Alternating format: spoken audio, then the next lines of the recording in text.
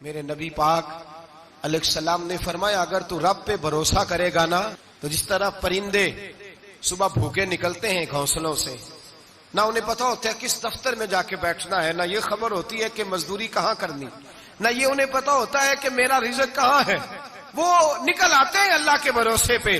نکلنا تیری ذمہ داری ہے، نکلنا۔ وہ نکل آتے ہیں اللہ کے بھروسے پہ۔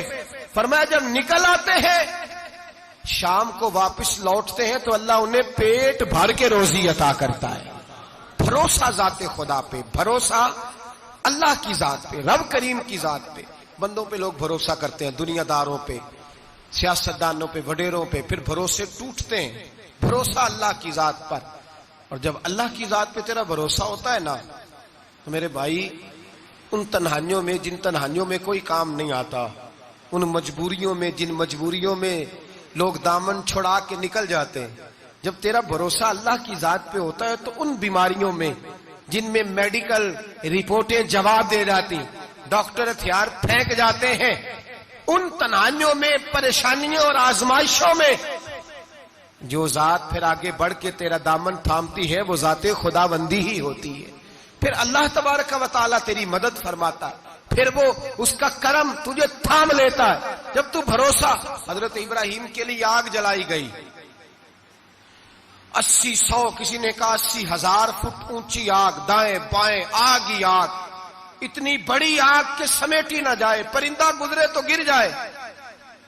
حضرت ابراہیم کو آگ میں ڈالا جانے لگا، کوئی ساتھی نہیں، کوئی پیارا نہیں، کوئی دوست نہیں، کوئی بھائی نہیں، کوئی امتی نہیں، کچھ بھی نہیں، اکیلے۔ منجنیق بنائی گئی، اس منجنیق میں رکھ کے پھینکا جائے گا۔ حضرت ابراہیم کو رکھا گیا، جب منجنیق میں رکھ دیا تو حضرت جبریل حاضر ہوئے، کہنے لگے ابراہیم کوئی ضرورت ہو تو میں حاضر ہوں، ایک پر ماروں گا آگ ساری ان کی طرف کر دوں گا۔ اب فرمانے لگے حاجت تو ہے پر تیرے ساتھ میری کوئی حاجت نہیں۔ وہ بارش کا فرشتہ آیا، کہنے لگا حضور حکم دیں تو برسا دوں۔ ہوا کا فرشتہ کہتا ہے میں اللہ کی طرف سے مامور ہوں، مجھے حکم ملے تو میں ہواؤں کے رخ پھیر دوں نمرود کی جانب، یہ ساری آگ ان پر گر جائے، بارشیں برسا کے سیلاب کر دوں۔ تو حضرت ابراہیم کہنے لگے مجھے کسی کی حاجت ہی نہیں، جیم جان دا کچھ وسا نہیں ہوں، اے جان یار نو دے تے آزاد ہو جا، اسے دل دہن فساد سارے، دل دل بر نو دے تے شاد ہو جا، جیو رکھے آباد تے رو وسدا، تے جدوں کرے برباد برباد ہو جا، او جدوں کرے برباد تے پھر برباد ہو جا۔ فرمایا ٹھیک ہو گیا جیسے وہ چاہتا ہے، میں تیار ہوں۔ حضرت جبریل امین عرض کرنے لگے حضور میں آیا ہوں مجھے حکم دے۔ فرمایا کوئی ضرورت نہیں تیری، آپ جائیے۔ تو کہنے لگے پھر رب سے دعا ہی کر لیں۔ تو حضرت ابراہیم کی آنکھوں میں 2 آنسوں کے قطرے چمکے، فرمانے لگے رب کو نہیں پتا اس کا خلیل کس حال میں ہے، وہ نہیں جانتا، میرا مالک ہے، میرا رب ہے، میری پیشانی اس کے سجدے کی لذت سے آشنا ہے، میں صرف اس کی بارگاہ میں جھکتا ہوں جب مالک وہ ہے، رازق وہ ہے، پیدا کرنے والا وہ ہے، دینے والا وہ ہے، سننے والا وہ ہے، تو پھر مجھے بڑھ کر سنانے کی حاجت نہیں۔ جبریل آپ جائیے، میرا بھروسہ اللہ کی ذات پہ ہے، میں جانوں اور میرا خدا جانے، بیچ میں کوئی نہیں آئے گا۔ حضرت سیدنا اور پھر اللہ تبارک و تعالیٰ کے نبی کا بھروسہ تھا تو پھر آزمایا گیا ان کا بھروسہ۔ یہ نہیں کہ آگ پھینکنے سے پہلے بجھ گئی، بلکہ تمام کتابیں اٹھائیے، آگ میں ایک دفعہ گرنا پڑا، آگ کے اندر جھونس دیے گئے، ڈال دیے گئے، جب آگ میں گرے ہیں پھر آواز آئی ہے یا نار کونی بردم و سلاما علی ابراہیم، اے آگ اب تو ابراہیم کے لیے سلامتی والی بھی ہو جا اور ٹھنڈی بھی ہو جا۔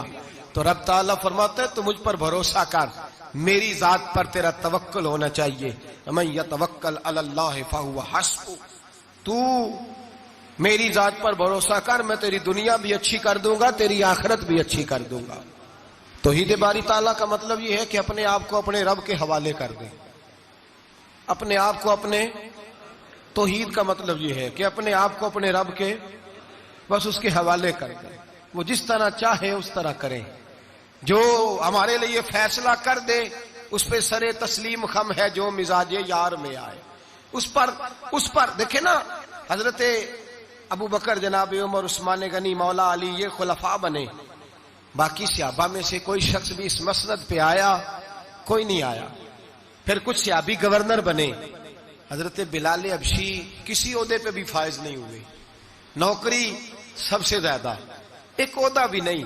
لیکن تاریخ میں کوئی کمزور حوالہ بھی نہیں کہ کبھی حضرت بلال نے کہا ہو کہ میں بڑا پریشان ہوں، کچھ بھی نہیں، جائیداد نہیں، یار بنا کچھ نہیں، گھر کوئی نہیں، تو چلو مکان بن جاتے، 2 دکانوں کا کرایہ ہی آنے لگتا. کوئی بات نہیں فرمائی، زندگی کو مطمئن گزارا.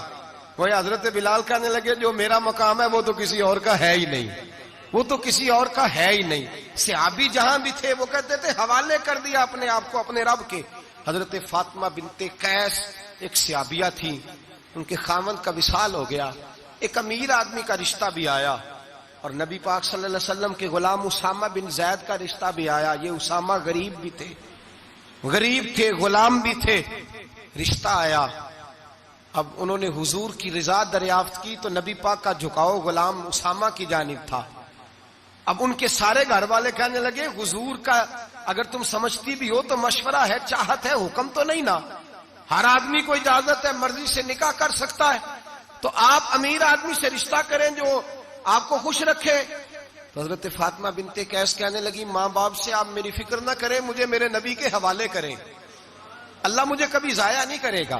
میرے بھائی اپنے آپ کو رب رسول کے حوالے کرو. ہم لوگوں نے اپنے آپ کو اپنی سوچ کے حوالے کیا ہے، نفسیاتی مریض بن گئے ہم لوگ. پریشانی ہے کہ ختم نہیں ہوتی، دقت ہے کہ ختم نہیں ہوتی، مفت کی آوازاری ہے. ہر وقت لوگ ڈپریشن اور ٹینشن کا شکار ہے. بھائی اپنے آپ کو اپنے رب کے سپرد کرو. یہاں تو کوئی کسی چودھری کو کہہ دے کہ بھائی جس طرح کا تیرا دل کرتا ہے میں تیرا اس طرح کر لے، تو وہ انسان کا نقصان نہیں کرتا. کہتا ہے وہ تو میرے پلڑے میں ہی آ کے بیٹھ گیا ہے تو کیسے نقصان کروں. اگر رب کریم کو کہہ دو گے کہ یا اللہ تیرے ہیں، جس طرح تو بہتر سمجھے ہمارے ساتھ سلوک کر، اس کی بارگاہ کی طرف جھک جاؤ، اس کی جانب توجہ کر جاؤ، اللہ تبارک و تعالیٰ کے ہو جاؤ. جائیں اللہ تبارک و تعالیٰ کی بارگاہ میں. لوگ اتنے چکر دفتروں کے لگاتے ہیں، اگر اتنے نفل پڑھیں تو اللہ تبارک و تعالیٰ جلدی آسانیاں فرما دے.